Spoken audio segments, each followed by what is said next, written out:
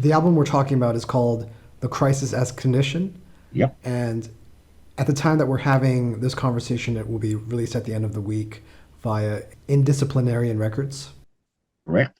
Emil, can you tell me when you started working on this album? I feel like saying that I started working on this album many years ago, but that's totally not true. We we we actually we actually started not too long after our first full length, The Great Acceleration, was released. And that was in May 2021. We played a show that autumn in November 2021 where we actually played a new song, and that new song is the opening track called Life Won't Last on this album here. So you can say roughly 2 years have we been working on it. But of course we recorded it in November 2022, so like 10 months ago. So roughly a year's work, if you will, that went into this. But a year's hard work, I can tell you. You mentioned some of the themes and the concepts that influenced you this time around. Mhm. How many of those concepts were in place before you actually started writing the music? So, what kind of concepts are you referring to here? Just to be clear. Your lyrical themes. Yeah. Okay. So we of course, it's very important to stress that while these two albums that we have made now are connected, I also think that they are very different. The first one was very much a sort of sci-fi epic, if you will. And there are some similarities, but it was a story about venturing into space and eventually finding out that the themes or sort of the tools of war and destruction that made you go into space are still with you. While on the new one, it's not thought of as a sci-fi kind of record at all. It's sci-fi inspired, but it's very much down to earth. It's not about the future, it's about the present, and it's about the times we're living in right now, and it's about the kind of societies that we're living in right now, and it's about the crisis that we're dealing with right now. And that, to come up with that concept or that theme, was not easy because we had a lot of thoughts, or at least I had a lot of thoughts because I also write the lyrics. I had a lot of thoughts about how weird it would be to make another sci-fi themed record when our present seemed to be much more interesting, but also really fucked up. And it was mainly the experience of living through the COVID crisis, and you had the different kind of lockdowns. You had a lot of discussions and a lot of protests, and you had a lot of time to sort of adjust to a new reality. And then on the 1st of February 2022, all COVID restrictions, at least here in Denmark, were lifted, and we were sort of back to normal, if you will.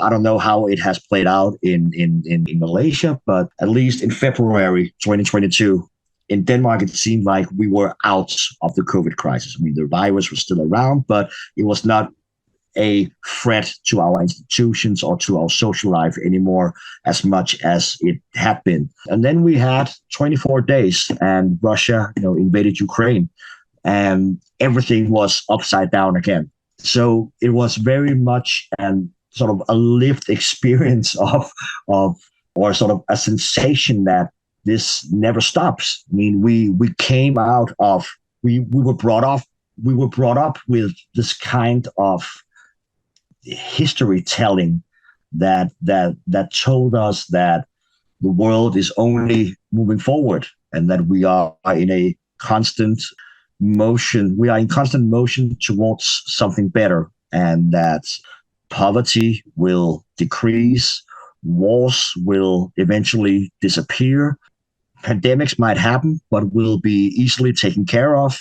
We will all be at some point living in a wealthy, globalized community where we are constantly in touch with one another, and the world is getting smaller and better.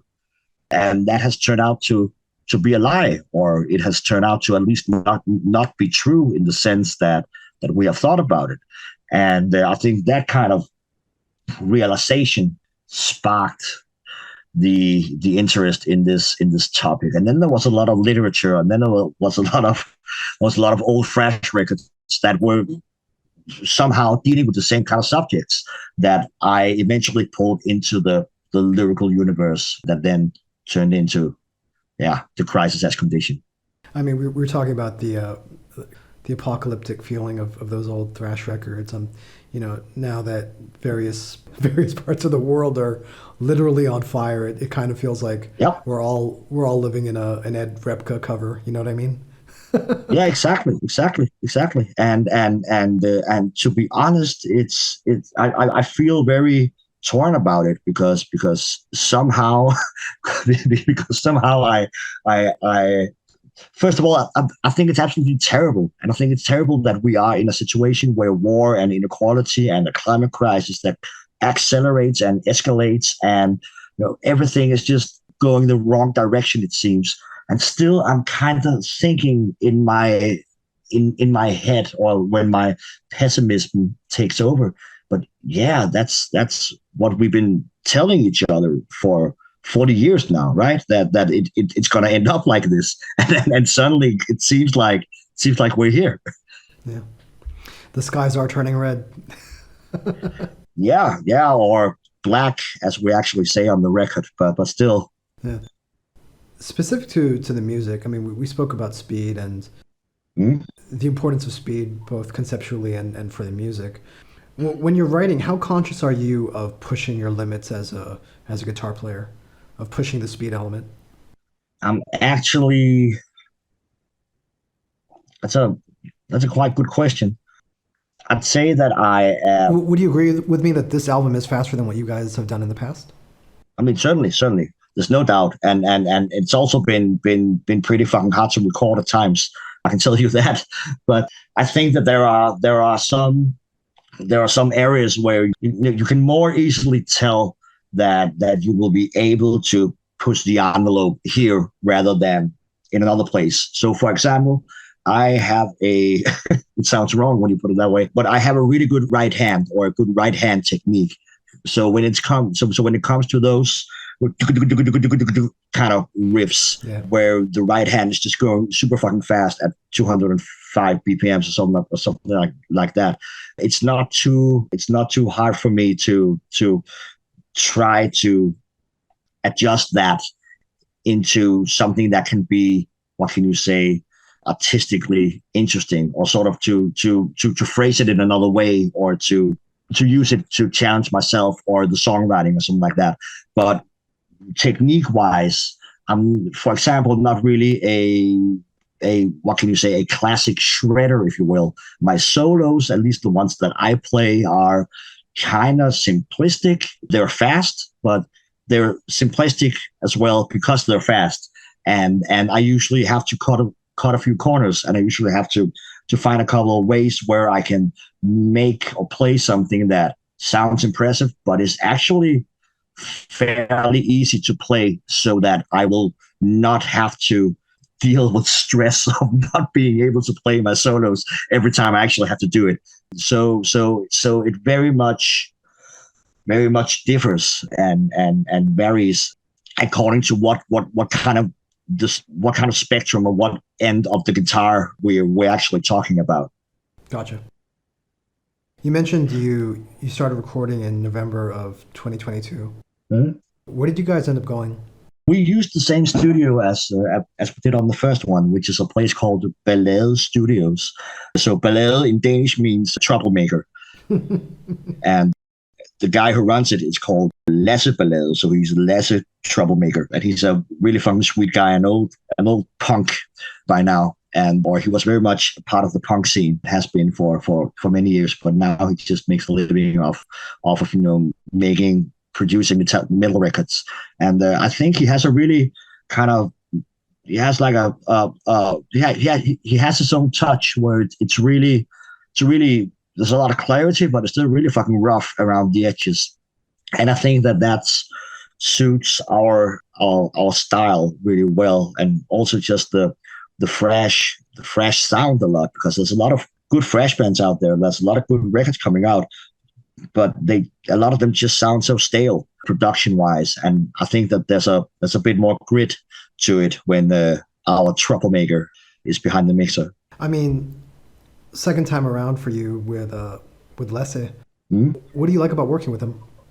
Well, I think it's just very down to earth, and he very much has an approach where he's not really shy of doing whatever you tell him you want to be done. But he also has some very, I mean, some well-founded opinions on what would work in different contexts. It's not like he tries to alter the songwriting. It's just more like that he has a couple of ideas as to how you can approach, I don't know, a soundscape, or how you can sort of make something sound or feel grander or more precise at various times. So, for example, on the first record, a lot of the we have one song, a long one called "Invention of the Shipwreck," where it starts off with these very sort of ambient spaceship sci-fi kind of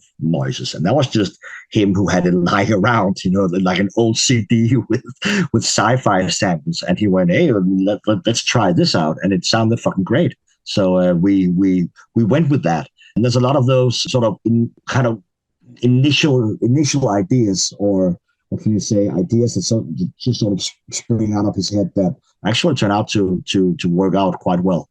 That's great. I mean, you spoke about the clarity. I think what I like about the production is you can really hear the speed picking, like, the palm muted speed parts. Like, I think something that was missing from a lot of those old thrash albums was, there's so much reverb on those albums that you couldn't actually tell that these guys were great musicians. Do you know what I mean? Mm. Mm. Are there any kind of specific albums that you're thinking of when you're saying that? I mean, old Creator, old Sodom. I mean, there was, the clarity really wasn't there. I think it was really with like Rick Rubin coming in on Rain and Blood that you really hear like how good good these musicians really were. Makes sense. It's really, that's correct. It's really fucking drenched when you listen to Endless Pain or Pleasure to Kill even. Or even Seven Churches, it was like, and I get it, like to a certain extent, like, when you lose clarity, you create atmosphere, and maybe that's what those bands liked at the time. But I think as a fan, like, I really do like, it's vindicating to finally be able to say, these guys aren't just playing fast; they're also precise. You know what I mean? Yeah, of course. Like, there's a real skill to what they're doing. Yeah, but I also think that you can also just tell from a lot of those old records that people were just sort of just trying things out. I mean, and sometimes it sounded fucking horrendous. At other times, it turned out to be something great. But there really is heavy metal production, especially when it comes to the more extreme kind, was very much at an early phase around then, right? I have a hard time listening to early Bathory, for example. In the first Bathory record, that's just, I know it's a certified classic and everything, but every time I try to put it on or something else by him, I almost feel like saying, I just think to myself, God damn, it just sounds so bad. I mean, he should have hired a better producer than his own father, or whatever the story was.